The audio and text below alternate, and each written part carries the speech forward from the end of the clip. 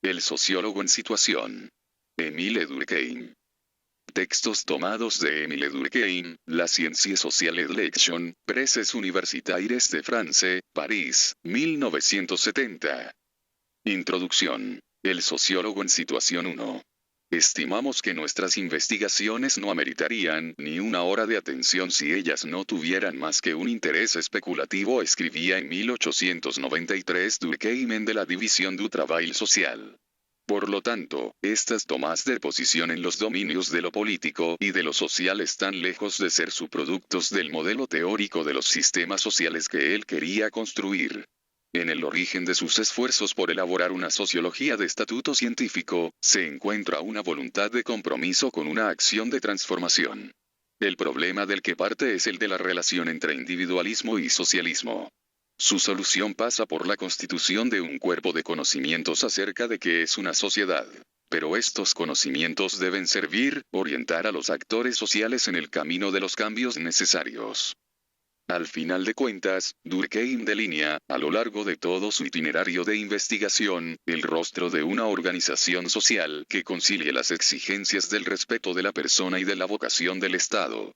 La sociedad, en la cual el futuro está de un cierto modo incluido en el presente, se definirá democrática, socialista, personalista, so pena de hundirse en la barbarie. Se encontrará en esta compilación un conjunto de textos, artículos, conferencias, que señalan este esfuerzo de ligar la ciencia social y la acción. Entre ellos, El individualismo y los intelectuales, publicado en el momento de la Affaire Dreyfus. Los artículos donde Durkheim se sitúa frente al marxismo, bajo el aspecto del socialismo y de la concepción materialista de la historia. El informe de su intervención en un coloquio sobre internacionalismo y lucha de clases. Durkheim, sociólogo de la integración, ciertamente, pero también sociólogo de los derechos del hombre, tal como aparece aquí, en situación, invocando a la élite intelectual, en 1904, a jugar un rol en el proceso de cambio social. A el individualismo y los intelectuales, Revuebleu, 4 Serie, TX, pp. 7, 13, 1898. B. La élite intelectual y la democracia, Revuebleu, 5 Serie, TI, pp. 705, 706, 1904. C. Internacionalismo y lucha de clases, sobre el internacionalismo. Conversaciones libres, 2 Serie, 7 Reunión, pp. 392, 436, extractos, 1906. De Pacifismo y Patriotismo, Boletín de la Sociedad Francesa de Filosofía, Ville pp. 44, 67, extractos, 1908. Esta compilación reúne textos de coyuntura, artículos o informes que recogen improvisaciones, que deben su nacimiento a una crisis nacional, el caso Dreyfus, a una encuesta sobre la élite intelectual, a la participación en debates sobre temas que entonces apasionaban. El pacifismo, la esperanza puesta por algunos en la clase obrera organizada internacionalmente ante el riesgo de una guerra. Periodo de peligros crecientes para una república desgarrada entre derecha e izquierda, nacionalistas e internacionalistas, clericales y laicos, pero que ve en 1905 realizar la unidad de los socialismos bajo la dirección política de Jean Jaurès. Durkheim, al principio en Burdeos, a donde se encontraba en el momento de la Affaire, luego en París, responde a las cuestiones que se le imponen en los términos de su sistema, es decir, como sociólogo. El individualismo y los intelectuales apareció el 2 de julio de 1898, en la revista Azul. Escrito en respuesta de un artículo de Ferdinand Brunetière, aparecido el 15 de marzo en la revista de los Dos Mundos bajo el título Después del proceso, permitía a Durkheim precisar la perspectiva desde la cual convenía analizar el Affaire al mismo tiempo que constituía un acto mediante el que se comprometía en los asuntos públicos. El artículo de Brunetière se refería al proceso sola. Se sabe que el veredicto de 1894 que condenaba a Dreyfus había suscitado, desde 1897, y a partir de que las irregularidades de la instrucción comenzaran a ser develadas, una campaña revisionista por parte de aquellos que Georges Clemenceau, director del diario de izquierda La Aurora, bautizara por primera vez con el nombre de intelectuales. Se asiste a un compromiso masivo y espontáneo de profesores, escritores, artistas, abogando por la revisión, cuestionando al ejército, la razón de Estado, el antisemitismo, en nombre de la moral, de los derechos del hombre, etc. El 13 de enero de 1898, Émile Zola publica en La Aurora el famoso panfleto Yo acuso, que involucraba con nombre y apellido a generales, coroneles y otros oficiales. A partir del 14, los diarios y revistas que habían recibido con simpatía a los partidarios de Dreyfus comenzaron a publicar manifiestos y peticiones demandando la revisión, firmados por los Lucien Ger, los Peggy, los Lavice, los Marcel Proust, los Carles Richet, los Seignovos, los Lanson. Entre los más molestos por este imprevisto descenso del pensamiento a las calles figura en un lugar de privilegio F. Brunetière, crítico literario, escritor católico. Aquello le parece de una extravagancia contraria a las buenas costumbres. Luego del procesamiento de Zola, que tiene lugar en febrero y termina con la máxima condena, y ahora que la campaña revisionista se vuelve más intensa y moviliza aún más a los intelectuales, Brunetière redacta un artículo intitulado Después del proceso, para la revista de los dos mundos T. 156, pp. 428-446. Se trata de saber si el primero que viene, sin pruebas ni principio de pruebas, tiene el derecho de insultar groseramente a la justicia y al mismo tiempo al ejército. Se ha pretendido descubrir una incompatibilidad entre la existencia de la democracia y la existencia misma de los ejércitos. Pero no es con la democracia, ni aun con el socialismo que la existencia y la disciplina indispensables para la existencia de los ejércitos son incompatibles, sino con el individualismo y con la anarquía.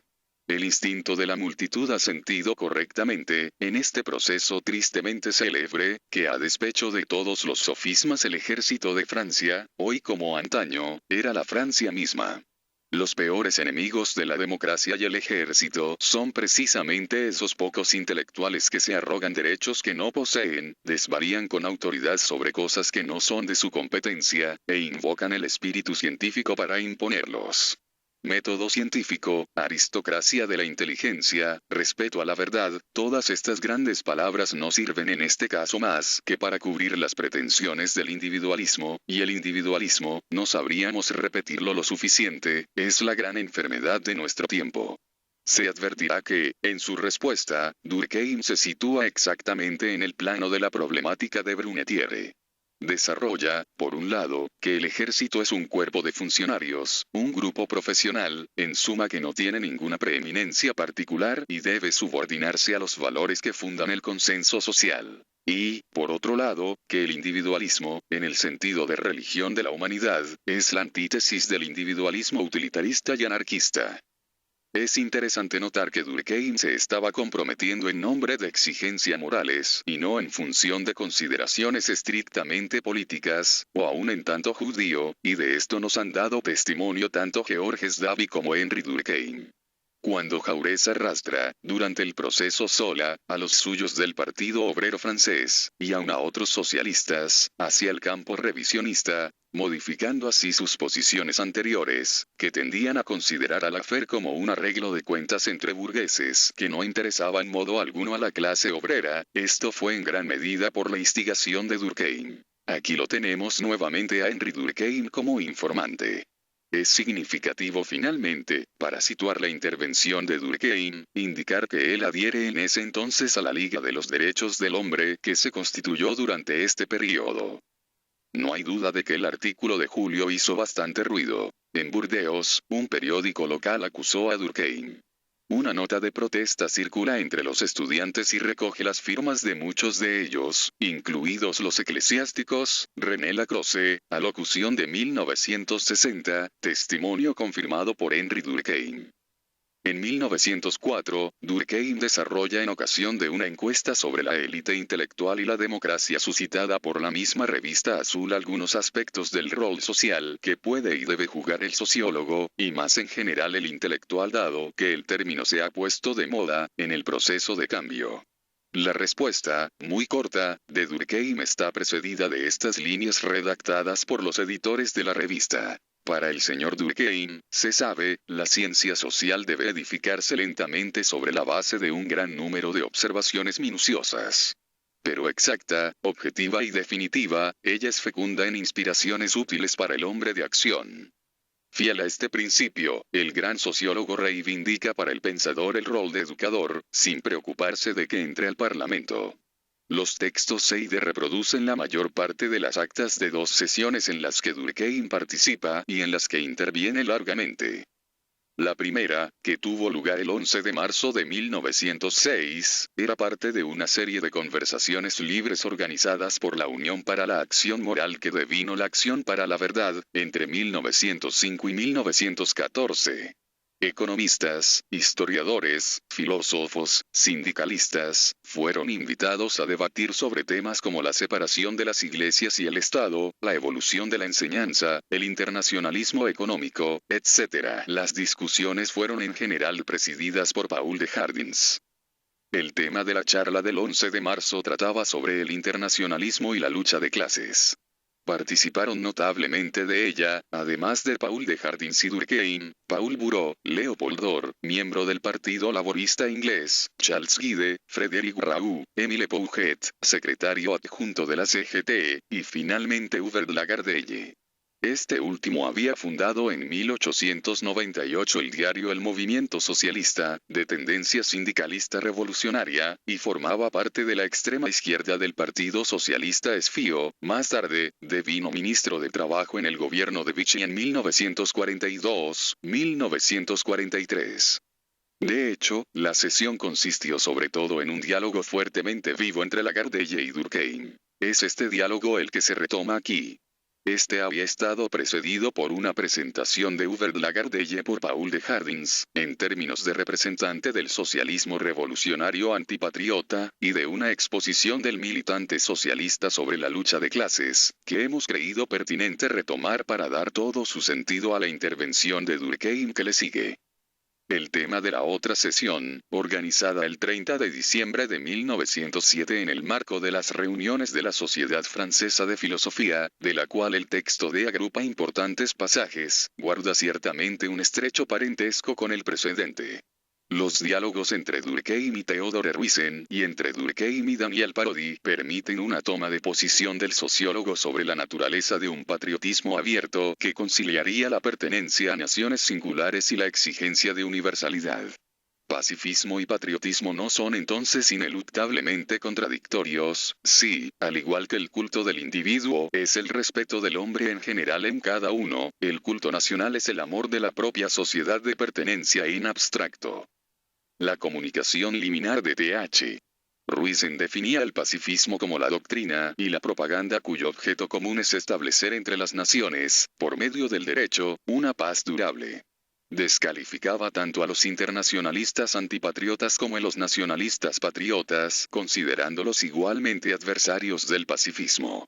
Para los primeros, la paz se hace automáticamente gracias a la desaparición inevitable de las patrias, que desborda la internacionalización creciente de la producción y del consumo. Para los segundos, predicando la paz a ultranza se disuelve, con la conciencia de los antagonismos reales, el instinto de preservación indispensable para la vida de las sociedades nacionales. El pacifismo queda de este lado de la meta en un caso, se va más allá en el otro. Roizen reprocha a las dos tesis el estar fundadas sobre la política del laissez-faire, mientras que el pacifismo propone una organización concreta de la seguridad colectiva. Notemos que asisten a esta discusión, presidida por Javier León, además de Th. Roizen, de Parodi y Durkheim, numerosos filósofos y sociólogos, como Gustave Bellot, León Brunswick, Ferdinand Buisson, H. Delacroix, E. Delbos, Jules Lachelier y Félix Raoult. El individualismo y los intelectuales 2, 1898, la cuestión que desde hace 6 meses divide tan dolorosamente al país está en camino de transformarse. Simple cuestión de hecho en el origen, se ha generalizado poco a poco. La intervención reciente de un literato conocido ha ayudado mucho a este resultado. Parece que ha llegado el momento de renovar con un golpe de claridad una polémica que estaba entreteniéndose en repeticiones ociosas. Es por esto que, en lugar de retomar nuevamente la discusión de los hechos, hemos querido dar un salto y elevarnos hasta el plano de los principios. Es a la idiosincrasia de los intelectuales, a las ideas fundamentales que ellos reclaman, y no más al detalle de su argumentación que se ha atacado. Si ellos se niegan obstinadamente a inclinar su lógica delante de un general del ejército, es evidente que se arrogan el derecho de juzgar por sí mismos la cuestión. Es que ponen su razón por encima de la autoridad, es que los derechos del individuo les parecen imprescriptibles. Es entonces su individualismo el que ha determinado su cisma. Pero entonces, se ha dicho, si se quiere volver a traer la paz a los espíritus y prevenir el retorno de discordias semejantes, es este individualismo al que es necesario enfrentar decididamente. Es necesario poner fin de una vez por todas a esta inagotable fuente de divisiones intestinas. Y una verdadera cruzada ha comenzado contra esta plaga pública, contra esta gran enfermedad de nuestro tiempo. Aceptamos con mucho gusto el debate en estos términos. También creemos que las controversias de ayer no hacen más que expresar superficialmente un disenso más profundo, que los espíritus se han enfrentado mucho más sobre una cuestión de principio que sobre una cuestión de hecho.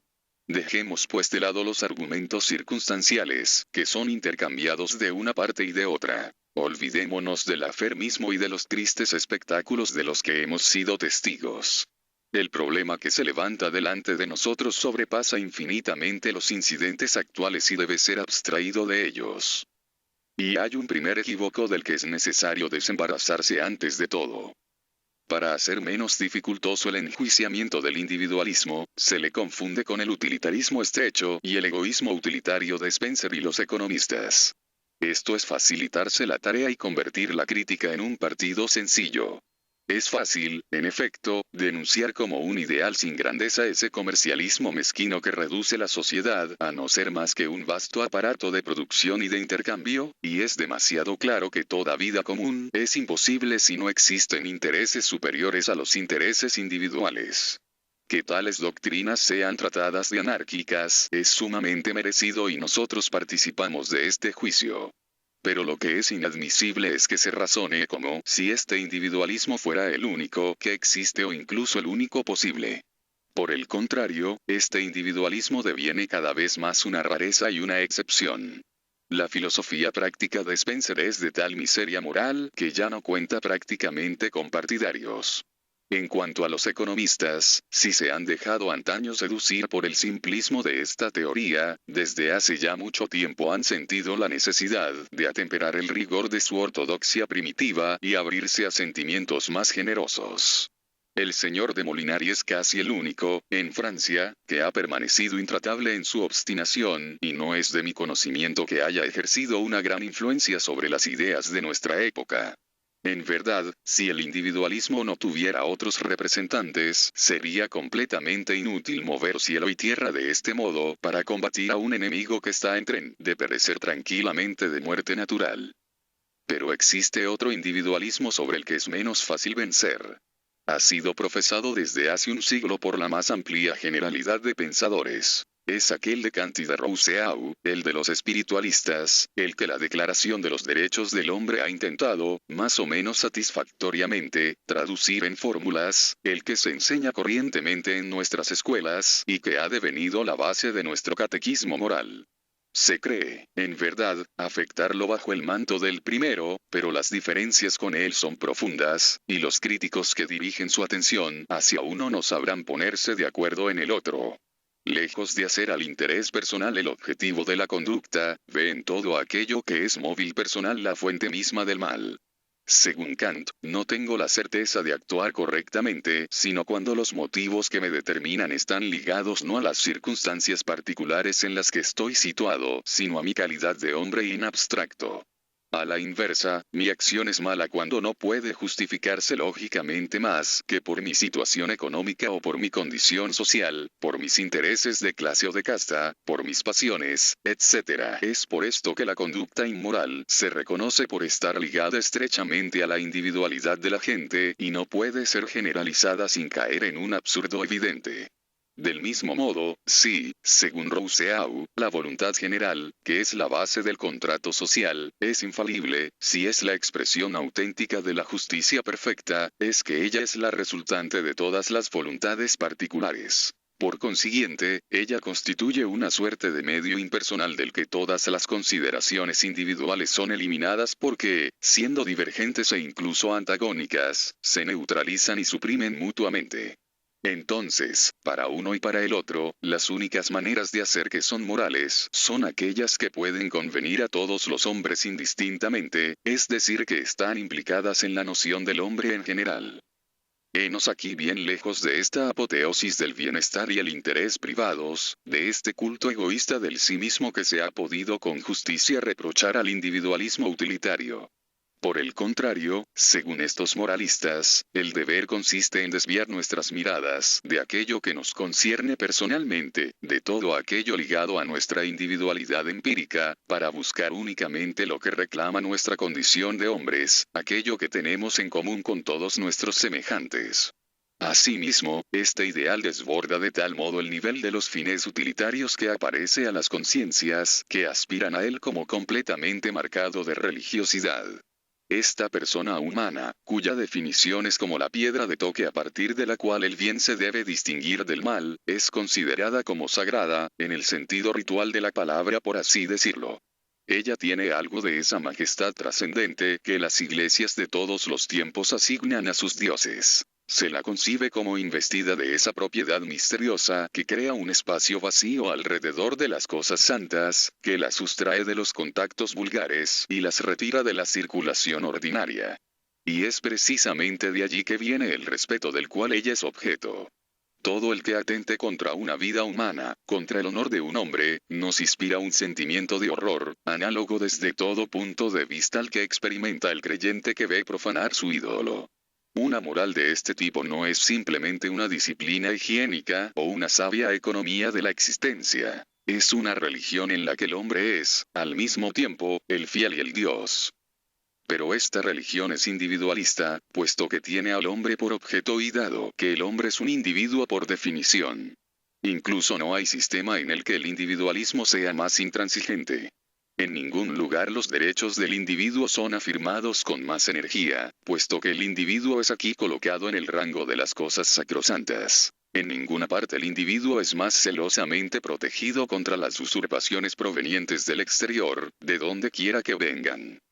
La doctrina de lo útil puede fácilmente aceptar toda suerte de compromisos y transacciones, sin renegar de su axioma fundamental. Puede admitir que las libertades individuales sean suspendidas todas las veces que el interés del mayor número exija este sacrificio. Pero no hay acuerdo posible con un principio que es así puesto fuera y por encima de todos los intereses temporales. No hay razón de Estado que pueda justificar un atentado contra la persona cuando los derechos de la persona están por encima del Estado. Si el individualismo es por sí mismo un fermento de disolución moral, he aquí que se manifiesta más cabalmente su esencia antisocial. Se observa esta vez cuál es la gravedad de la cuestión. Porque este liberalismo del siglo XVIII que es, en el fondo, el objeto de todo el litigio, no es simplemente una teoría de gabinete, una construcción filosófica. Se ha transferido a los hechos, ha penetrado nuestras instituciones y nuestras costumbres, se ha mezclado con toda nuestra vida, y si verdaderamente fuera necesario deshacernos de él, sería a toda nuestra organización moral a la que habría que reformar en el mismo movimiento. Y, ahora bien, es ya un hecho remarcable que todos estos teóricos del individualismo no sean menos sensibles a los derechos de la colectividad que a los del individuo. Nadie ha insistido más enérgicamente que Kant sobre el carácter supraindividual de la moral y del derecho. Hace de esto una suerte de consigna a la cual el hombre debe obedecer por el hecho mismo de que sea una consigna y sin tener que discutirla. Y si se le ha reprochado a veces el haber exagerado la autonomía de la razón, se ha podido decir igualmente, no sin fundamentos, que él ha puesto en la base de su moral un acto de fe y de sumisión irracionales. Por otra parte, las doctrinas se juzgan sobre todo por sus productos, es decir, por el espíritu de las doctrinas que ellas suscitan. Ahora bien, del kantismo han salido la ética de Fichte, que está ya completamente impregnada de socialismo, y la filosofía de Hegel de la cual Marx fuera discípulo. Para Rousseau, se sabe cómo su individualismo disimula una concepción autoritaria de la sociedad. Como consecuencia de esto, los hombres de la revolución, al tiempo que promulgaban la famosa Declaración de los Derechos, han hecho a Francia una, indivisible, centralizada, y puede ser necesario también ver antes que nada, en la obra revolucionaria, un gran movimiento de concentración nacional. Finalmente, la razón capital por la que los espiritualistas han siempre combatido la moral utilitaria es que ella les parece incompatible con las necesidades sociales. Se dirá que este eclecticismo no puede funcionar sin contradicción. Ciertamente no pensamos defender la manera en la que estos diferentes pensadores se las han arreglado para reconciliar estos dos aspectos de sus sistemas. Sí, con Rousseau, se comienza por hacer del individuo una especie de absoluto que puede y que debe satisfacerse a sí mismo, es evidentemente difícil luego explicar cómo se ha podido constituir el Estado civil. Pero se trata actualmente de saber, no si tal o cual moralista ha conseguido mostrar cómo estas dos tendencias se reconcilian, sino si estas tendencias son por sí mismas conciliables o no.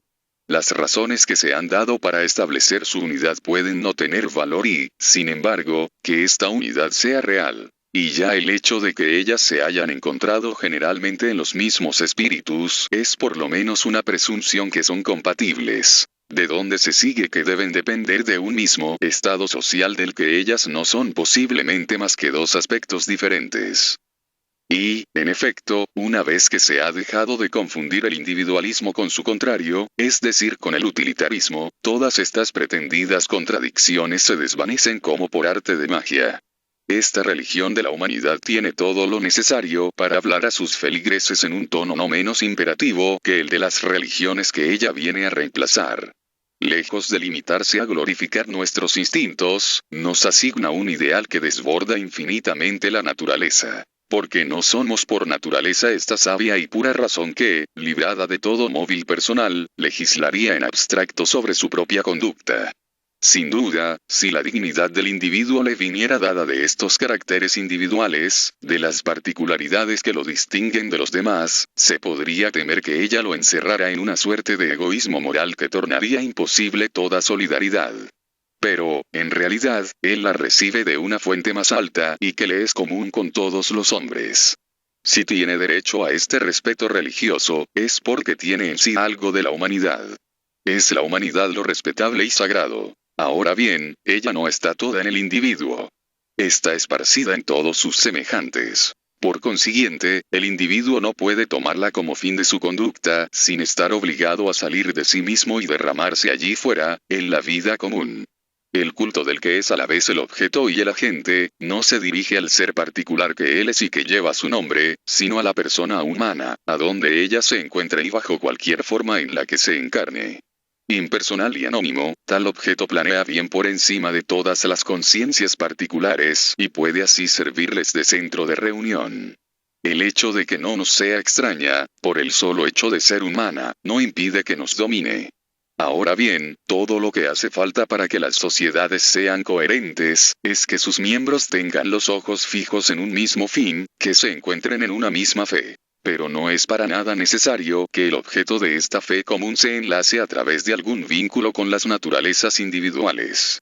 En definitiva, el individualismo así entendido es la glorificación, no del sí mismo, sino del individuo en general. Tiene como resorte no al egoísmo, sino a la simpatía por todo aquello que es el hombre, una piedad más profunda por todos los dolores, por todas las miserias humanas, una más ardiente necesidad de combatirlos y calmarlos, una más grande sed de justicia. No tiene para ello más que hacer comulgar a todas las buenas voluntades. Sin duda, puede suceder que el individualismo sea practicado con un espíritu completamente diferente. Algunos lo utilizan para sus propios fines personales, lo emplean como un medio para cubrir su egoísmo y sustraerse cómodamente de sus deberes para con la sociedad. Pero esta explotación abusiva del individualismo no prueba nada contra él, del mismo modo que las mentiras interesadas de la hipocresía religiosa no prueban nada contra la religión. Pero tengo prisa por llegar a la gran objeción. Este culto del hombre tiene por primer dogma la autonomía de la razón y por primer rito el libre examen. Ahora bien, se dice, si todas las opiniones son libres, ¿por qué milagro habrán de ser armónicas? Si se forman sin conocerse y sin haber tenido en cuenta las unas a las otras, ¿cómo podrán no ser incoherentes? La anarquía intelectual y moral sería, pues, la consecuencia inevitable del liberalismo. Tal es el argumento, siempre refutado y siempre renaciente, que los eternos adversarios de la razón retoman periódicamente, con una perseverancia a la que nada desalienta, todas las veces que un relajamiento pasajero del espíritu humano lo pone más a su merced. Sí, es cierto que el individualismo conlleva siempre un cierto intelectualismo, porque la libertad de pensamiento es la primera de las libertades. Pero, ¿dónde se ha visto que tenga por consecuencia este absurdo engreimiento de sí mismo que encerraría a cada uno en su propio sentimiento y crearía un vacío entre las inteligencias? Lo que él exige es el derecho, para cada individuo, de conocer las cosas que puede legítimamente conocer. Pero no consagra en absoluto no sé qué derecho a la incompetencia. Sobre una cuestión en la que no me puedo pronunciar con conocimiento de causa, no le cuesta nada a mi independencia intelectual seguir un consejo más competente. La colaboración de los hombres de ciencia no es siquiera posible sino gracias a esta mutua deferencia. Continuamente cada ciencia toma prestadas de sus vecinos proposiciones que acepta sin verificación. Solo hacen falta razones a mi entendimiento para que éste se incline delante del de los demás. El respeto de la autoridad no tiene nada de incompatible con el racionalismo siempre que la autoridad esté fundada racionalmente. Es por esto que, cuando se quiere persuadir a ciertos hombres de que incorporen un sentimiento que no es el suyo, no alcanza, para convencerlos, con volver a repetir ese lugar común de retórica banal, que la sociedad no es posible sin sacrificios mutuos y sin un cierto espíritu de subordinación. Hace falta además justificar en la especie la docilidad que se les demanda, demostrándoles su incompetencia. Pero si, al contrario, se trata de una de esas cuestiones que competen, por definición, al juicio común, una semejante abdicación es contraria a toda razón y, por consecuencia, al deber. Ahora bien, para saber si puede ser permitido a un tribunal condenar a un acusado sin haber oído su defensa, no se necesita un esclarecimiento intelectual especial. Es un problema de moral práctica para el que todo hombre de buen sentido es competente y del que nadie debe desinteresarse. Por lo tanto, si en estos últimos tiempos un cierto número de artistas, pero sobre todo hombres de ciencia, han creído deber negar su asentimiento a un juicio cuya legalidad les parecía sospechosa, no es que, en su calidad de químicos o de filólogos, de filósofos o de historiadores, ellos se atribuyen no sé qué privilegios especiales, y como un derecho eminente de control sobre la cosa juzgada. Es más bien que, siendo hombres, consideran ejercer todo su derecho de hombres y comprometerse en presencia de ellos con un asunto que compete solo a la razón. Es verdad que ellos se han mostrado más celosos de este derecho que el resto de la sociedad. Pero es simplemente que, como consecuencia de sus hábitos profesionales, esta inclinación es más espontánea en ellos. Acostumbrados por la práctica del método científico a formarse un juicio solo cuando se sienten completamente esclarecidos, es natural que cedan menos fácilmente a los arrebatos de la multitud y al prestigio de autoridad. Y no solamente el individualismo no es la anarquía, sino que es en lo sucesivo el único sistema de creencias que puede asegurar la unidad moral del país. En la actualidad, se escucha decir a menudo que solo una religión puede producir esta armonía. Esta proposición, que modernos profetas creen deber desarrollar con tono místico, es en el fondo un simple truismo sobre el que todo el mundo puede estar de acuerdo. Porque se sabe que una religión no implica necesariamente símbolos y ritos propiamente dichos, templos y sacerdotes. Todo este aparato exterior no es más que la parte superficial. La religión no es, esencialmente, otra cosa que un conjunto de ideas y prácticas colectivas dotadas de una particular autoridad. Desde el momento en que un fin es perseguido por todo el pueblo adquiere, como consecuencia de esta adhesión unánime, una suerte de supremacía moral que lo pone muy por encima de los fines privados y lo dota así de un carácter religioso. Por otro lado, es evidente que una sociedad no puede ser coherente si no existen entre sus miembros cierta comunidad espiritual y moral. Pero cuando simplemente se ha recordado una vez más esta evidencia sociológica, no se ha avanzado demasiado. Porque si es verdad que una religión es, en un sentido, indispensable, no es menos cierto que las religiones se transforman, que la de ayer no sabrá ser la de mañana. Lo importante sería entonces que sepamos cuál debe ser la religión de hoy. Ahora bien, todo concurre precisamente a hacer creer que la única posible es esta religión de la humanidad de la que la moral individualista es la expresión racional. A que, en efecto, podrá de aquí en adelante aferrarse la sensibilidad colectiva. A medida que las sociedades devienen más voluminosas y se esparcen en más vastos territorios, las tradiciones y las prácticas, para poder adecuarse a la diversidad de las situaciones y a la movilidad de las circunstancias, están obligadas a mantenerse en un estado de plasticidad e inconsistencia que no ofrece ya la suficiente resistencia a las variaciones individuales. Estas, estando menos contenidas, se producen más libremente y se multiplican. Es decir, que cada uno sigue su propio sentido. Al mismo tiempo, por consecuencia de una división del trabajo más desarrollada, cada espíritu se encuentra enderezado hacia un punto diferente del horizonte, refleja un aspecto diferente del mundo y, por consiguiente, el contenido de las conciencias difiere de un sujeto a otro. Nos encaminamos de este modo, poco a poco, hacia un estado, que está ahora casi al alcance de la mano, en el que los miembros de un mismo grupo social no tendrán en común entre ellos más que su calidad de hombres, es decir, los atributos constitutivos de la persona humana en general. Esta idea de la persona humana, matizada de manera diferente según la diversidad de temperamentos nacionales, es la única que se mantiene, inmutable e impersonal, por encima de la marea cambiante de las opiniones particulares. Y los sentimientos que ella despierta, son los únicos que se encuentran en casi todos los corazones. La comunión de los espíritus no puede asentarse sobre la base de ritos y de prejuicios definidos, puesto que ritos y prejuicios son transformados por el curso de las cosas. Por consiguiente, no queda nada más que los hombres puedan amar y honrar en común, salvo el hombre mismo. He aquí como el hombre ha devenido un dios para el hombre y por qué no puede ya, sin mentirse a sí mismo, fabricarse otros dioses. Y como cada uno de nosotros encarna algo de la humanidad, cada conciencia individual tiene algo divino en ella, y se encuentra así marcada por una peculiaridad que la vuelve sagrada e inviolable para los demás. Todo el individualismo está allí, y es esto lo que hace necesaria a la doctrina.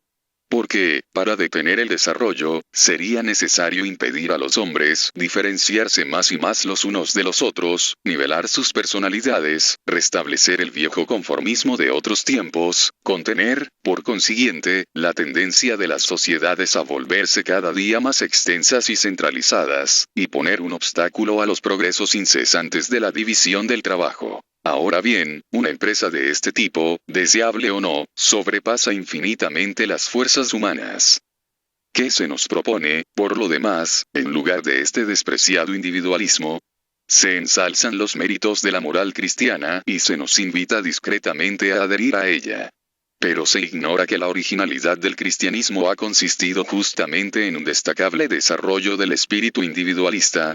Mientras que la religión de la ciudad estaba enteramente hecha de prácticas materiales en las que el espíritu estaba ausente, el cristianismo ha hecho ver en la fe interior, en la convicción personal del individuo, la condición esencial de la piedad. Ha sido el primero en enseñar que el valor moral de los actos debe ser medido según la intención, cosa íntima por excelencia, que se sustrae por naturaleza a todos los juicios exteriores y que solo la gente puede apreciar con competencia. El centro mismo de la vida moral ha sido de este modo transportado desde fuera hacia dentro del individuo, erigido en juez soberano de su propia conducta, sin tener que rendir cuentas más que a sí mismo y a su Dios. Finalmente, consumando la separación definitiva de lo espiritual y de lo corporal, abandonando el mundo a la disputa entre los hombres, Cristo lo ha librado al mismo tiempo a la ciencia y al libre examen. Así se explican los rápidos progresos que hizo el espíritu científico desde el momento en que se constituyeron las sociedades cristianas. Que no se venga pues a denunciar al individualismo como un enemigo que hay que combatir a cualquier precio. No se lo combate más que para retornar a él, puesto que es imposible escaparse de él. No se le opone otra cosa que él mismo. Toda la cuestión consiste en saber cuál es la justa medida y si hay alguna ventaja en disfrazarlo bajo otros símbolos. Ahora bien, si es tan peligroso lo que se dice, no se ve cómo podría devenir inofensivo o beneficioso por el solo hecho de disimular su verdadera naturaleza con la ayuda de metáforas. Y por otro lado, si este individualismo restringido que es el cristianismo ha sido necesario hace 18 siglos, hay grandes posibilidades de que un individualismo más desarrollado sea indispensable hoy, porque las cosas han cambiado desde entonces. Es pues un singular error presentar a la moral individualista como el antagonista de la moral cristiana. Por el contrario, deriva de ella. Aferrándonos a la primera no renegamos de nuestro pasado. No hacemos más que continuarlo. Estamos ahora en mejores condiciones de comprender por qué razón ciertos espíritus creen deber oponer resistencia obstinada a todo lo que les parece amenazar la creencia individualista. Si toda empresa dirigida contra los derechos de un individuo los inquieta, no es solamente por simpatía por la víctima. No es tampoco por temor de tener que sufrir ellos mismos injusticias parecidas. Lo que sucede es que semejantes atentados no pueden permanecer impunes sin comprometer la existencia nacional. En efecto, es imposible que se produzcan libremente sin enervar los sentimientos que ellos violan. Y como estos sentimientos son los únicos que nos son comunes, no pueden debilitarse sin que la cohesión de la sociedad se estremezca. Una religión que tolera los sacrilegios abdica todo imperio sobre las conciencias. La religión del individuo no puede entonces dejarse abofetear sin resistencia, so pena de arruinar su prestigio. Y como es el único lazo que nos ata los unos a los otros, una tal debilidad no puede existir sin un principio de disolución social. De este modo el individualista, que defiende los derechos del hombre, defiende al mismo tiempo los intereses vitales de la sociedad, porque impide que se empobrezca criminalmente esta última reserva de ideas y sentimientos colectivos que son el alma misma de la nación. Brinda a su patria el mismo servicio que el viejo romano rendía antaño a su ciudad, cuando defendía los ritos tradicionales contra los aprendices temerarios. Y si hay un país en el que el individualismo sea verdaderamente nacional, es el nuestro, porque no hay ninguno que tenga su suerte tan solidarizada con la suerte de estas ideas. Somos nosotros los que le hemos dado la fórmula más reciente, y es de nosotros que los demás pueblos la han recibido. Y es por esto que nos hemos apasionado hasta el presente, para ser sus representantes más autorizados. No podemos pues renegar de ellos ahora, sin renegar de nosotros mismos, sin disminuirnos a los ojos del mundo, sin cometer un verdadero suicidio moral. Se ha preguntado no hace mucho si no convendría tal vez consentir un eclipse pasajero de estos principios, a fin de no entorpecer el funcionamiento de una administración pública, que todo el mundo por lo demás reconoce es indispensable para la seguridad del Estado. No sabemos si la antinomia se plantea realmente bajo esta forma aguda. Pero, en todo caso, si verdaderamente es necesaria una opción entre estos dos males, sería elegir la peor el sacrificar de este modo lo que ha sido hasta el día de hoy nuestra razón de ser histórica. Un órgano de la vida pública, por más importante que sea, no es más que un instrumento, un medio orientado a un fin.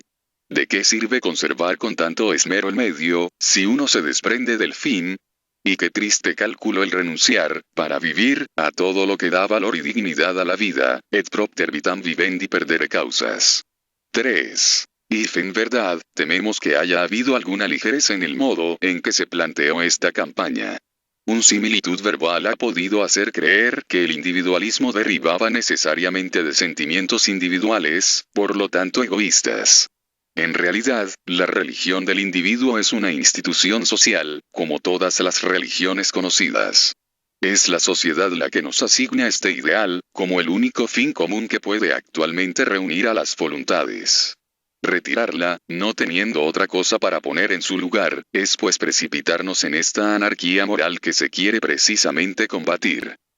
Hace falta para ello, no obstante, que consideremos como perfecta y definitiva la fórmula que el siglo XVIII le ha dado al individualismo y que hayamos cometido el error de conservarla casi sin cambios.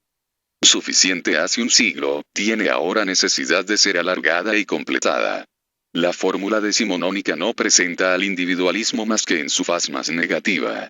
Nuestros padres se habían asignado exclusivamente la tarea de liberar al individuo de las trabas políticas que entorpecían su desarrollo. La libertad de pensar, la libertad de escribir, la libertad de votar fueron entonces puestas por ellos en el rango de los bienes prioritarios que era necesario conquistar, y esta emancipación era ciertamente la condición necesaria de todos los progresos ulteriores. Solo que, arrebatados por el ardor de la lucha y volcados por entero al fin que perseguían, terminaron por no ver más y por erigir en una suerte de fin último este término próximo de sus esfuerzos.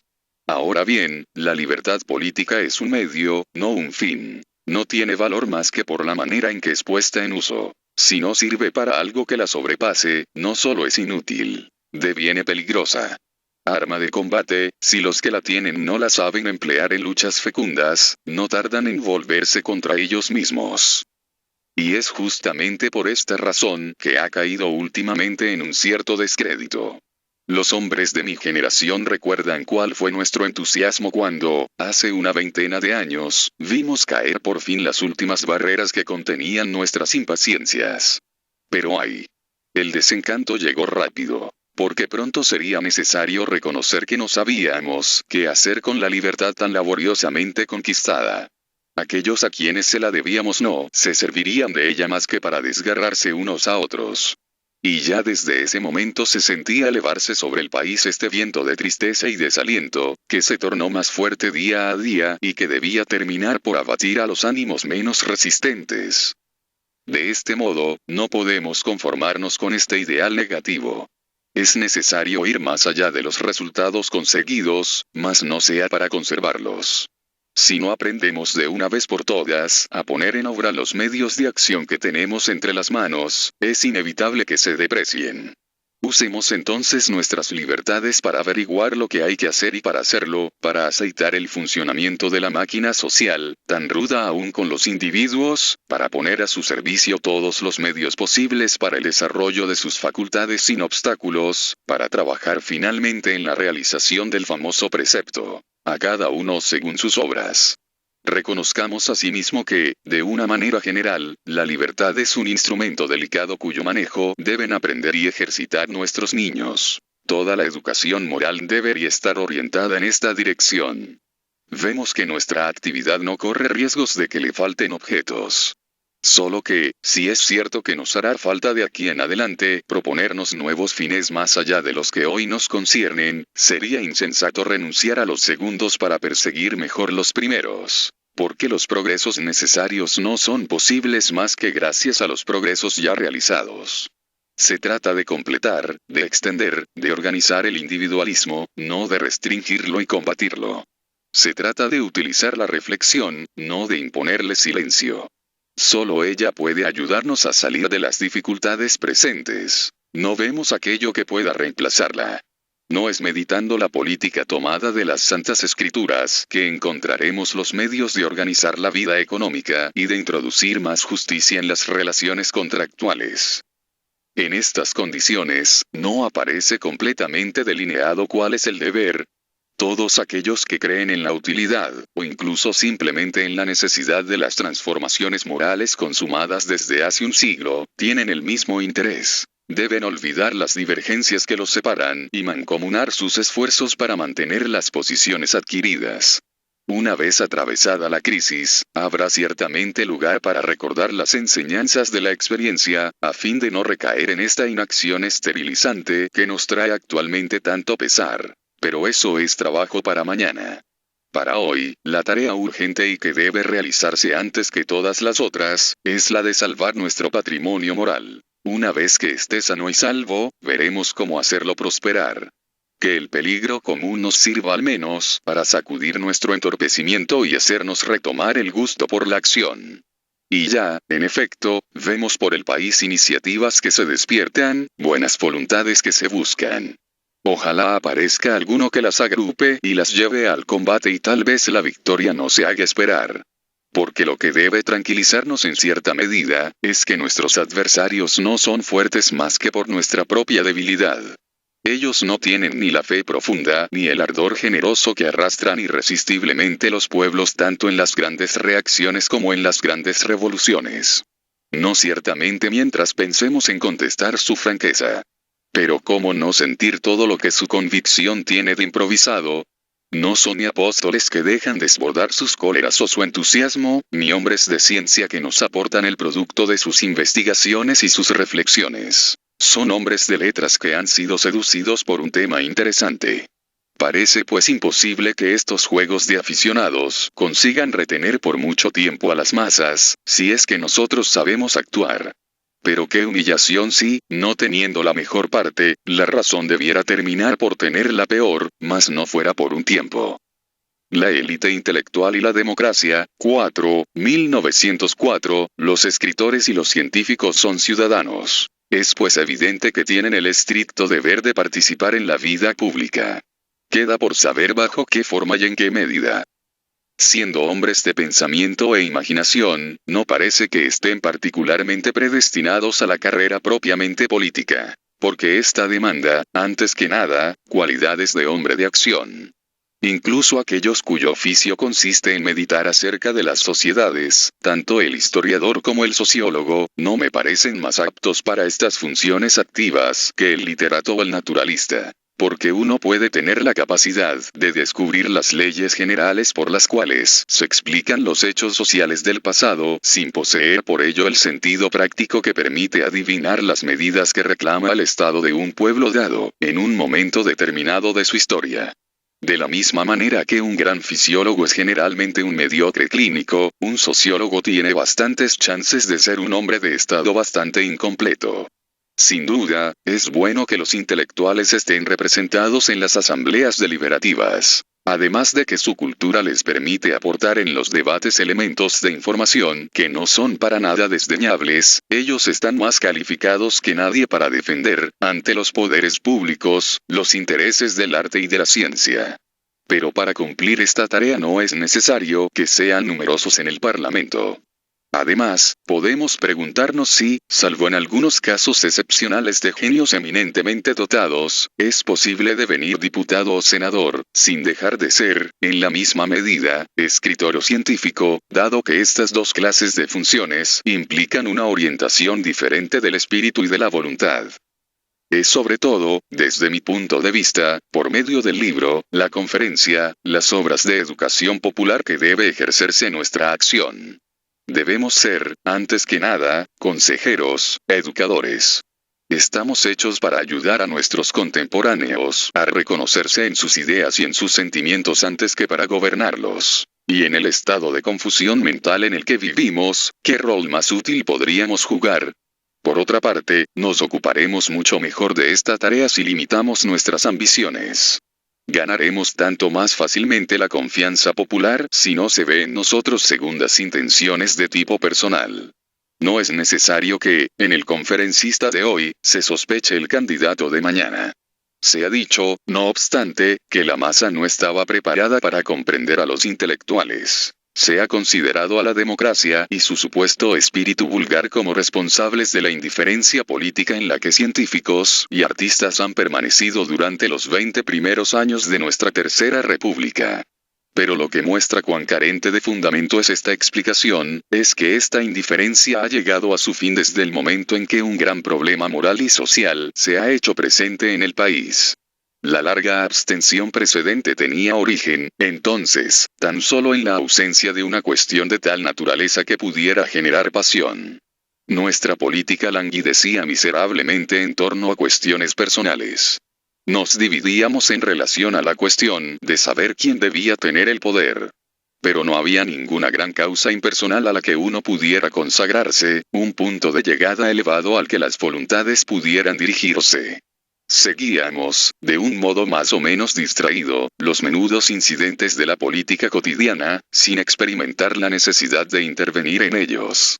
Pero desde el momento en que una grave cuestión de principio se ha puesto de relieve, se ha visto a los científicos salir de sus laboratorios, a los eruditos abandonar sus gabinetes, se los ha visto acercarse a las multitudes, mezclarse en sus vidas, y la experiencia ha demostrado que sabían hacerse entender.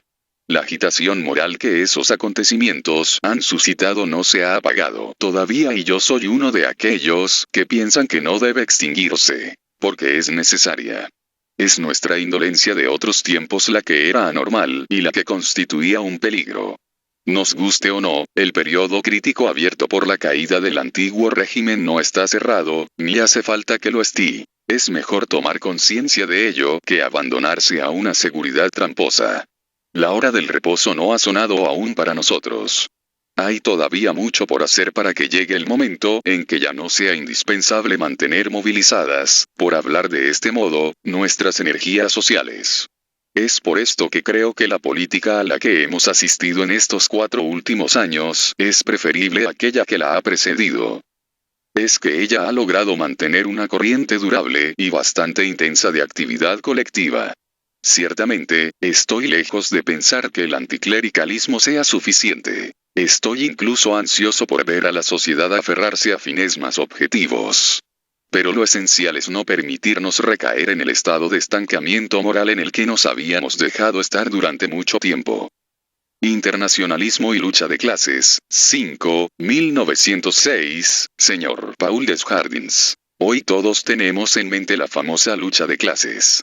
Se trata de saber si existen verdaderamente en la actualidad las clases, 2 y no 3 ni 30, sino 2, claramente definidas, necesariamente antagónicas, y si este antagonismo, que los proletarios no deben amortiguar sino llevar a su término, eliminará necesariamente el antagonismo histórico de las naciones y sustituirá con sentimientos nuevos a los sentimientos basados en aquel antagonismo. Se trata, en fin de cuentas, de saber si la conciencia de clase tendrá el mismo valor, como estimulante de energías devotas, del patriotismo nacional al que se supone que ella va a suceder. Señor Lagardelle, hablar de la lucha de clases es muy familiar para mí, como para todos los socialistas. La idea de lucha de clases es esencial, es la madre de todo el socialismo. Es la lucha de clases la que explica todo el socialismo. La lucha de clases supone que la sociedad está dividida en grupos homogéneos y que esta división tiene una infraestructura económica, moral, intelectual. Los elementos de esta infraestructura están subordinados unos a otros, dependiendo la vida intelectual del medio social.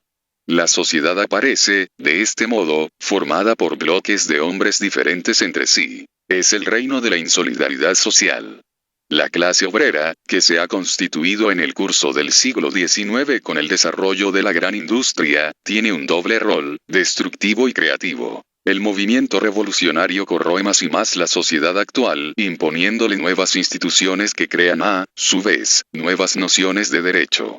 La clase obrera está en antagonismo absoluto y total con la sociedad moderna. La propiedad, familia, patria son ideas totalmente ajenas al movimiento obrero, que se desarrolla de una manera independiente. El productor está en el centro de la sociedad, todo depende de él y todo pesa sobre él. Si llega a comprender que existe un antagonismo entre su rol de productor y el rol de parásito de las otras clases, la lucha de clases deberá necesariamente surgir. Señores y siervos, gobernantes y gobernados deberán desaparecer para dar lugar a una sociedad de productores independientes y autónomos.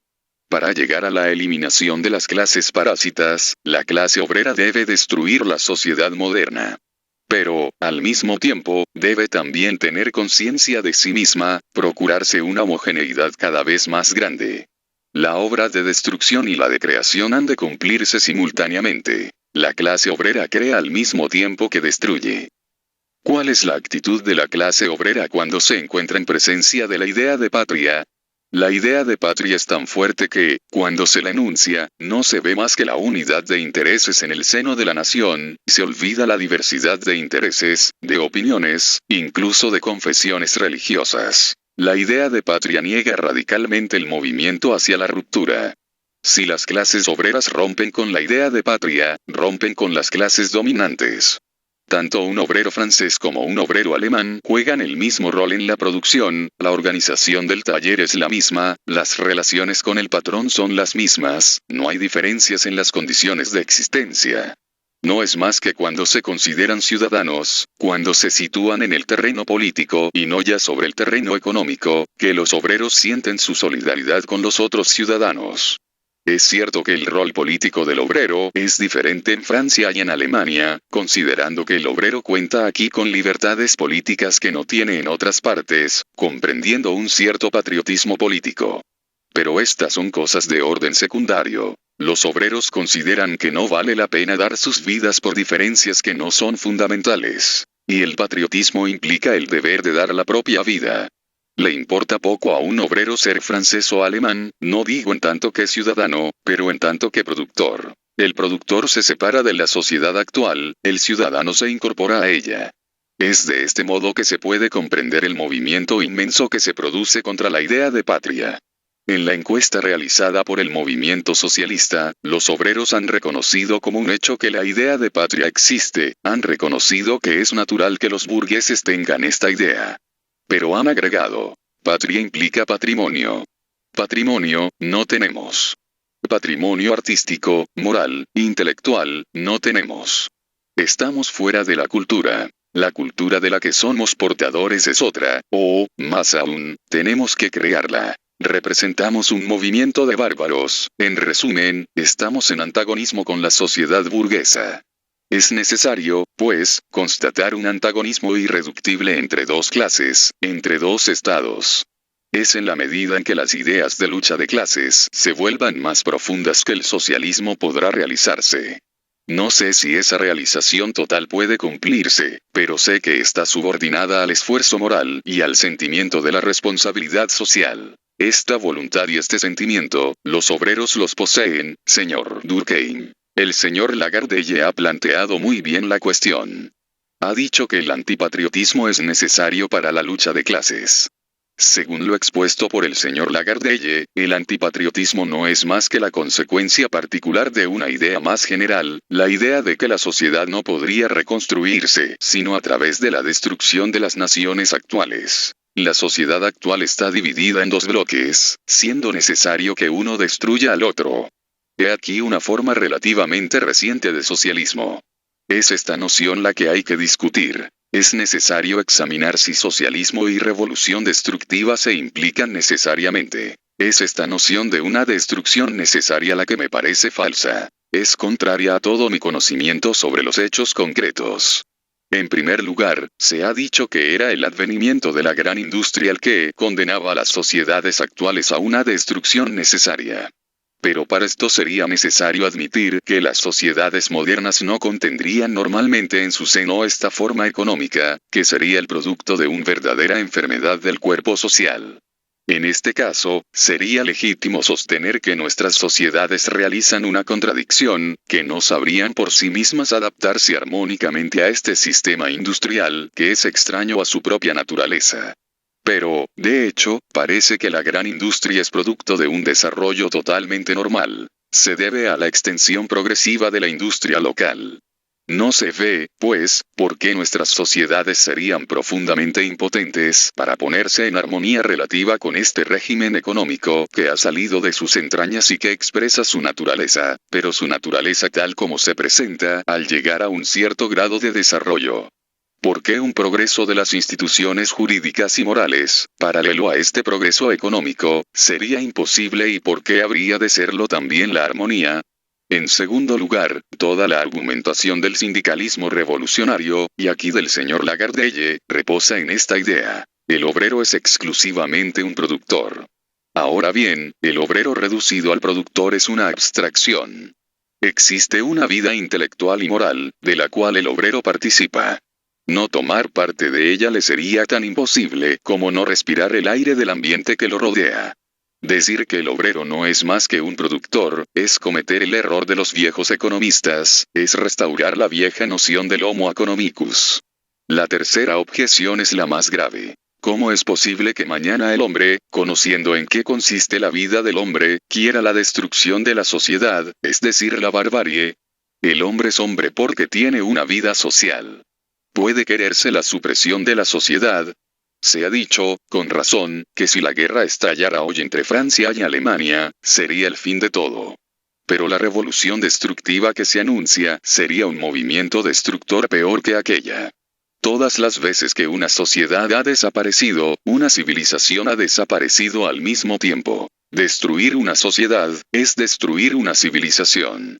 Sin duda, estas catástrofes no han sido raras en el pasado, pero la inteligencia del hombre debe tener precisamente por misión encadenar, amordazar estas fuerzas ciegas, en lugar de dejarlas producir estragos. Entiendo perfectamente que cuando se habla de destruir las sociedades actuales, se reserva uno la facultad de reconstruirlas. Pero estas no son más que fantasías de niños. No se rehace de este modo la vida colectiva. Una vez destruida nuestra organización social, llevaría siglos de historia reedificar otra.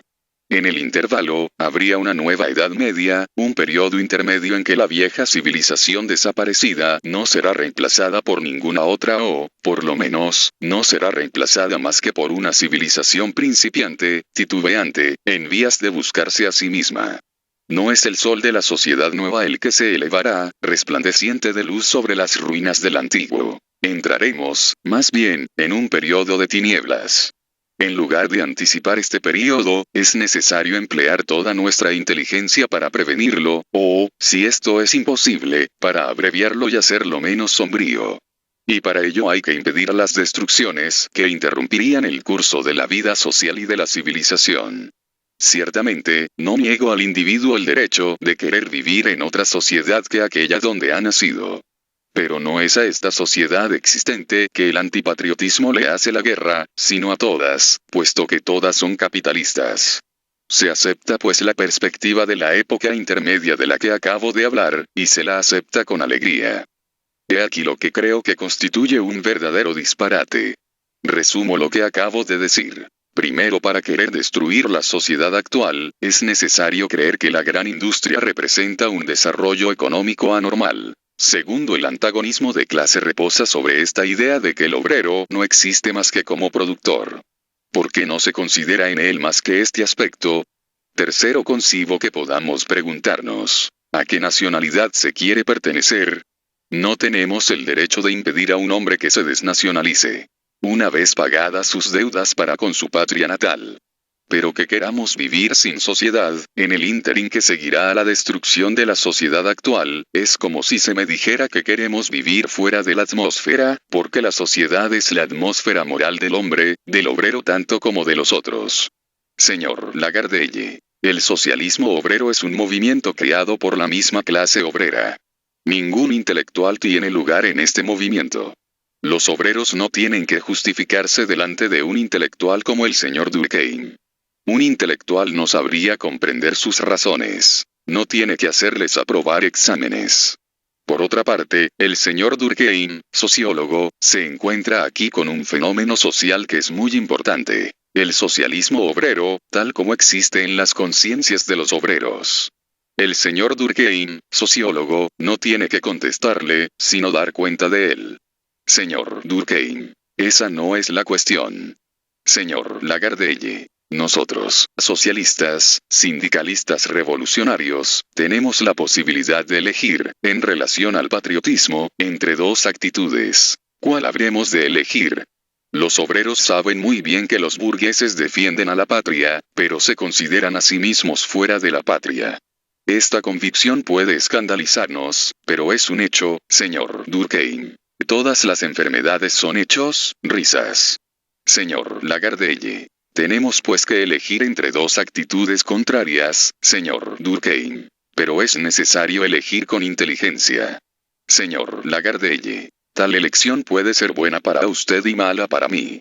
He aquí lo que escribían muchos sindicalistas obreros en respuesta a una requisición del movimiento socialista. Soy extranjero a todo lo que es el beneficio de la patria, a toda la realidad de la patria.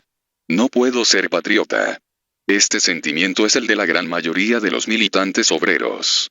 Señor Durkheim, usted no ha justificado ese sentimiento. Señor Lagardelle, no puedo justificarlo de otra manera que describiéndolo. Señor Durkheim, pero usted no puede abdicar de su propia razón. Usted no puede aprobar un movimiento violento porque sea violento.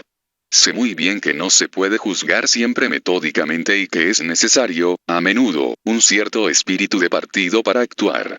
Pero aquí, en esta sala, estamos reunidos para juzgar nuestros sentimientos, para reflexionar sobre ellos, y no para abandonarnos ciegamente a ellos. Señor Lagardelle, mi respuesta tiende a mostrar que las ideas que yo expongo son producto de un movimiento espontáneo de masas. Eso es importante. Señor Durkheim, lo sabemos. Ustedes son masa, ustedes son fuerza. Y luego, ¿es esta toda la justificación que tiene? Señor Lagardelle, no. Voy a su primera objeción. No ve, dice usted, cómo el desarrollo del capitalismo, que es el resultado normal de la evolución, conduce necesariamente a la revolución. ¿Quién le dice a usted que en un momento dado el régimen capitalista no engendra dentro de sí las fuerzas contrarias al principio capitalista mismo, y que desembocan en la revolución? Señor Durkheim, sería necesario mostrar cómo el desarrollo del capitalismo ha producido este antagonismo, que deberá necesariamente ocasionar la destrucción de la sociedad actual, si la vida económica se ha desarrollado naturalmente, porque las instituciones morales y jurídicas no podrían desarrollarse paralelamente. Porque las instituciones morales, jurídicas, políticas, solidarias de la vida económica de la Edad Media no podrían evolucionar al mismo tiempo que la vida económica, de manera de adaptarse a ella y regularla. Señor Lagardelle, porque estamos en presencia de dos regímenes económicos radicalmente distintos. La producción capitalista lleva en ella fuerzas que tienden a destruir el régimen capitalista y a transformar la sociedad. Señor Durkheim, creo que ha habido más cambio relativo, entre el oficio de la Edad Media y las manufacturas del siglo XVIII que entre el siglo XVI y la gran industria de nuestros días. Pero no tengo el tiempo disponible para incursionar en esta demostración. He aquí la clave de la dificultad. Usted olvida este factor de la conciencia, que usted ha hecho intervenir hace un momento. Es bajo la influencia de la Revolución Francesa que se han formado las nuevas aspiraciones. El comienzo del socialismo está en la Revolución Francesa. Señor Lagardelle, la sociedad política y la sociedad económica se oponen. La sociedad política debe desaparecer, absorbida por la sociedad económica. Señor Durkheim, hecho capital. El socialismo saint-simoniano, en el atardecer mismo de la revolución, ignora todo eso. Si creo que usted comete un error, es porque no tiene en cuenta al factor del cual usted habla a menudo, la Revolución Francesa y las ideas morales de las cuales ella ha sido la resultante y la expresión, es que usted está prisionero de la fórmula materialista marxista. Señor Lagardelle, el hecho de que el régimen capitalista se desarrolle lentamente y progresivamente no prueba que este régimen no pueda conducir a una revolución. En segundo lugar, el capitalismo es un hecho nuevo que se diferencia por su caudal. Paso a la segunda objeción. Es la cualidad de productor la que prima antes que todo en el obrero, porque toda la vida del obrero gira alrededor de esta cualidad de productor. Todas las otras cualidades que el obrero pueda tener, puede ser ciudadano, creyente, miembro de una asociación moral o intelectual, dependen de aquella. Es sobre este terreno de la producción que reposa su vida esencial y primordial. Más aún, las concepciones jurídicas y morales que él tiene no se parecen en nada a las concepciones jurídicas y morales de las otras clases. Por ejemplo, el principio jurídico de la propiedad individual es negado por las clases obreras. Dado que no tienen propiedad, llegan a concebir un régimen donde serán ellas las que tengan la propiedad indivisa. Otro ejemplo. El derecho patronal da al capitalista el derecho de organizar a su gusto el taller, de tratar al obrero como a una cosa. El derecho del obrero dice, la producción, soy yo el que la hace, tengo derecho a saber cómo será organizada, cuál será mi compañero de taller, no quiero que se me imponga por compañero de trabajo a un alcohólico, en algunas industrias en las que esto entraña consecuencias, no quiero que a mi lado un obrero sea despedido arbitrariamente. La arbitrariedad patronal le parece al obrero tan contraria al derecho como la arbitrariedad del rey de derecho divino le ha podido parecer a los burgueses de 1789. De este modo se afirma el derecho de la clase trabajadora de reglamentar ella misma su trabajo. En resumen, en todos los rincones de la clase obrera se forman ideas específicamente obreras, ideas nuevas. Señor Durkheim, esas ideas no son nuevas. La prueba es que yo, que no soy un proletario, he llegado a las mismas ideas sobre estas cuestiones en mi gabinete, y muchos otros están en mi situación. Sin duda, estas ideas adquieren un color diferente según las clases. El burgués puede negar el derecho de propiedad, pero lo hará con serenidad, porque no tiene urgencias y puede esperar. En el obrero estas ideas tomarán con facilidad la forma de sentimientos prontos a exasperarse por razones fáciles de comprender. Pero son las mismas ideas, con diferencias de matices. Es que, en efecto, burgueses y obreros viven en el mismo medio social, respiran la misma atmósfera moral, son, sin importar lo que posean de ella, miembros de una misma sociedad y, por consiguiente, no pueden no estar impregnados por las mismas ideas. Con una serenidad admirable usted plantea que esto no puede ser. Pero usted enuncia su proposición como un artículo de fe, sin aportar ninguna demostración. He dicho recién que el antimilitarismo obrero es consecuencia de una idea más general. Esta idea es que existe una destrucción indispensable. Es esta noción la que no puedo comprender. Puedo concebir, una vez más, que se pueda preguntar a alguien a qué sociedad quiere pertenecer. Pero si uno se levanta contra todas las sociedades, ya no hay ninguna a la que se pueda pertenecer. No puedo siquiera pensar eso. No insisto más. No haría más que repetirme. La hora está ya bastante avanzada, lo mejor es oír la respuesta del señor Lagardelle. Señor Lagardelle, he recordado al señor Durkheim las ideas jurídicas novedosas que se forman en la clase obrera. El señor Durkheim me objetaba que estas ideas existían fuera del mundo obrero. Es posible que estas ideas se encuentren en cierto grado en algunos burgueses. Pero no se trata de las mismas ideas teñidas de colores diferentes. La forma prevalece sobre el fondo. Tomemos, por ejemplo, el antiestatismo. El socialismo actual es antiestatista como la Escuela Liberal de Economía. Vayan a decir que es de la misma naturaleza. Repito en dos palabras. Primero, para el obrero lo que importa, lo esencial, es su cualidad de productor, y segundo, el obrero es, en la sociedad capitalista, en su vida moral, un ser aislado. Pertenece a otra sociedad. Paso a la tercera objeción. Cuando hablo de la destrucción de las sociedades actuales, entiendo que ellas son poco a poco desgastadas, y que en un momento dado se producirá la introducción de un principio nuevo. ¿Bajo qué forma precisa se producirá esta introducción? De eso no sé nada. ¿Será una destrucción total? No lo creo.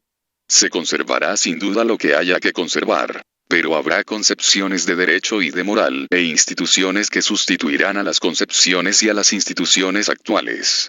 Habrá, en fin, una sociedad nueva.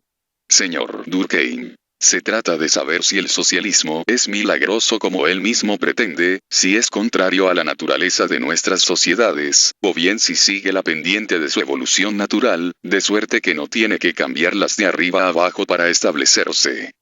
Es esta última concepción la que, me parece que la historia demuestra. Pacifismo y patriotismo, 6, 1907, señor Durkheim.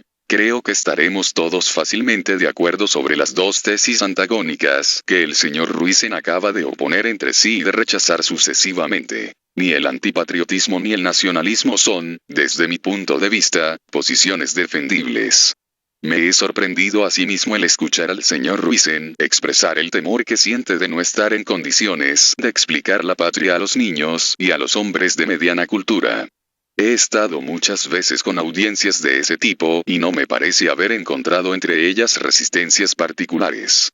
Pero hay un punto sobre el cual me siento un poco indeciso. Me pregunto si, a pesar de los esfuerzos del señor Ruizen por hacernos ver la unidad de la doctrina pacifista, esta no se reduce finalmente a una simple yuxtaposición de dos negaciones, si nos ofrece un fin positivo al que sea posible aferrarse.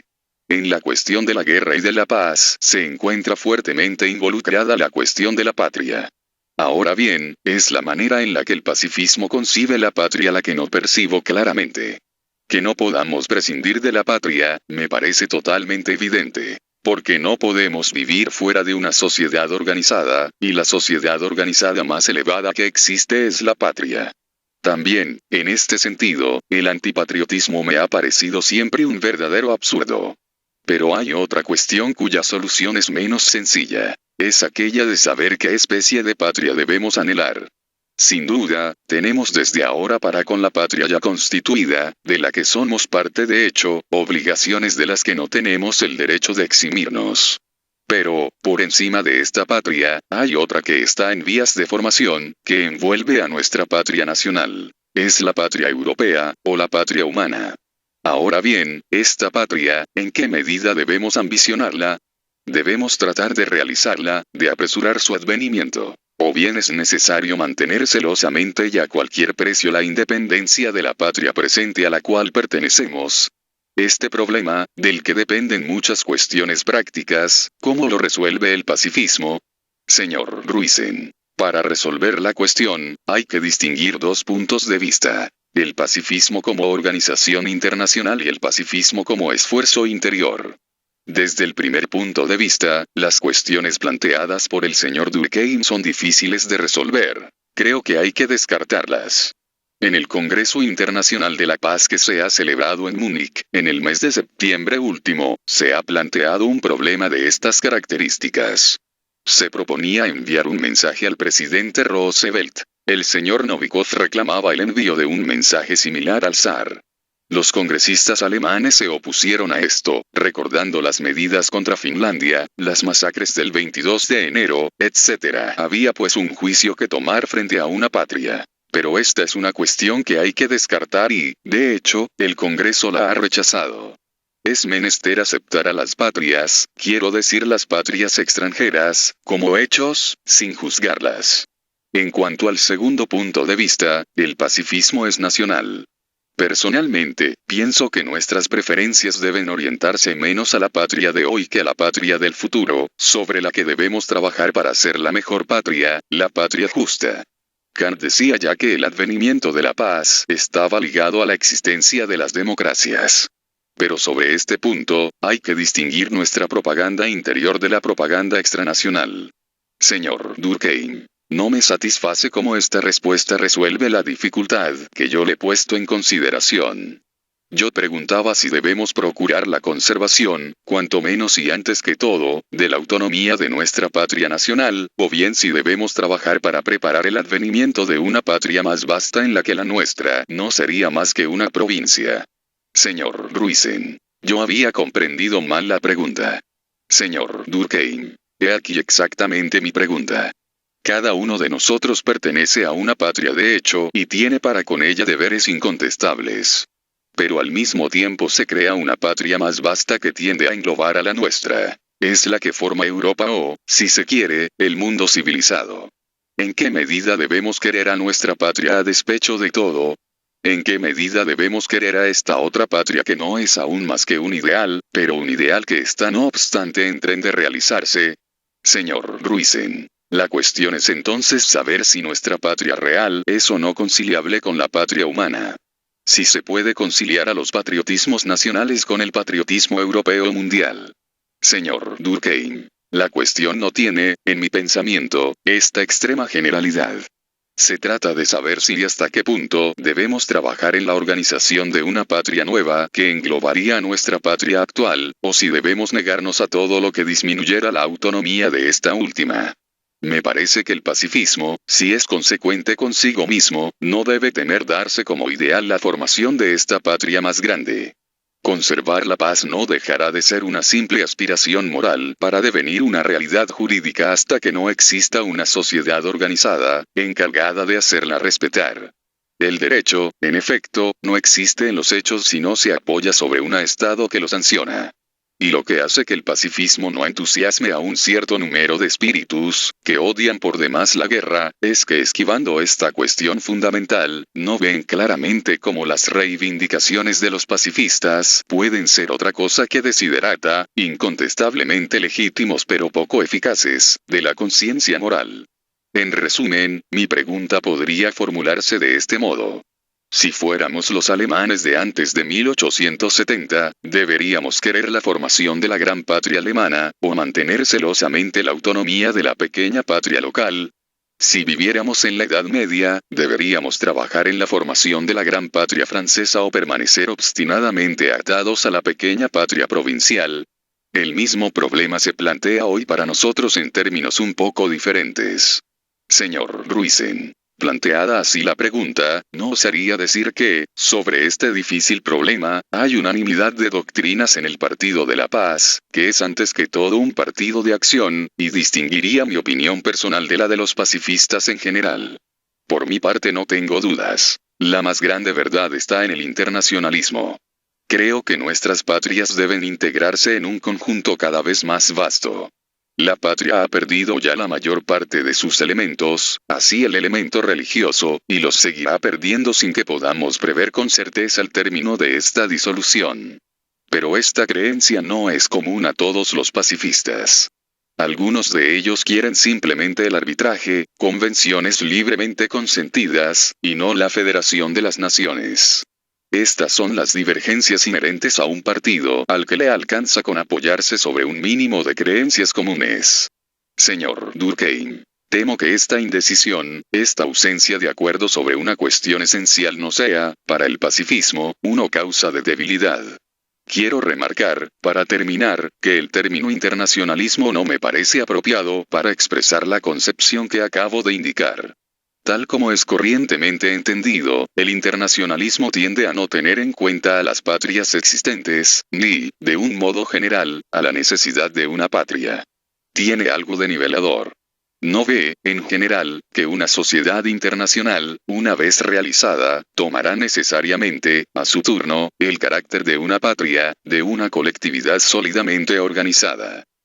Lo que nos muestra la historia es que siempre, por una verdadera fuerza de las cosas, las pequeñas patrias se han fundado en el seno de patrias más grandes y éstas en el seno de otras más grandes aún. Porque este movimiento histórico, que acontece en el mismo sentido desde hace siglos, habrá de detenerse repentinamente ante nuestras patrias actuales. ¿Qué atributo particularmente intangible tienen ellas que impida ir más lejos? Me pregunto si el verdadero pacifismo no consiste en hacer todo aquello que está a nuestro alcance para que este movimiento continúe, pero pacíficamente, y no ya por la violencia y la guerra según la ley dominante en el pasado.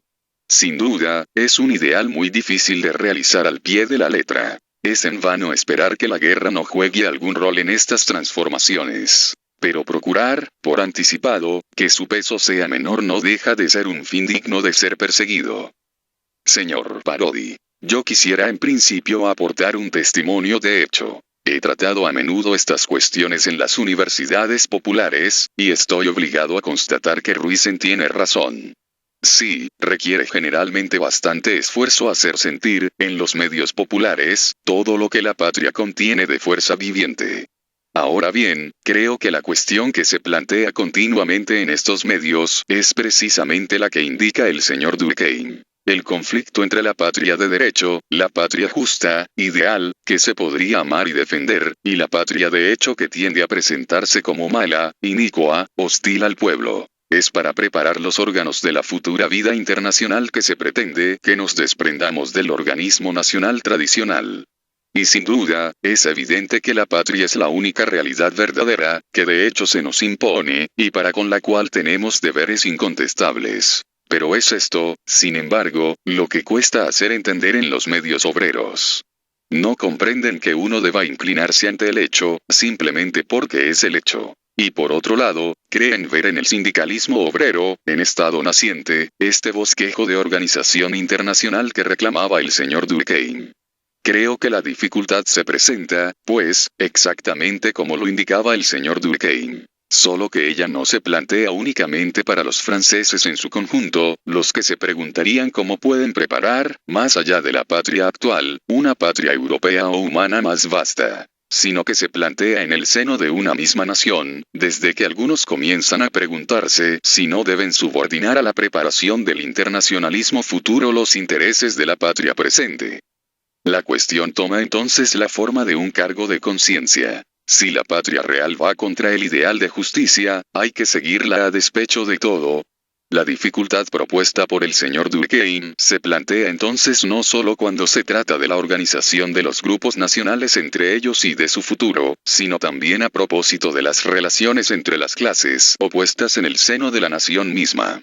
Señor Durkheim, sin duda es más fácil explicar las razones de ser de la patria a los niños que a los adultos cuyo espíritu ya ha sido deformado por los prejuicios pasionales.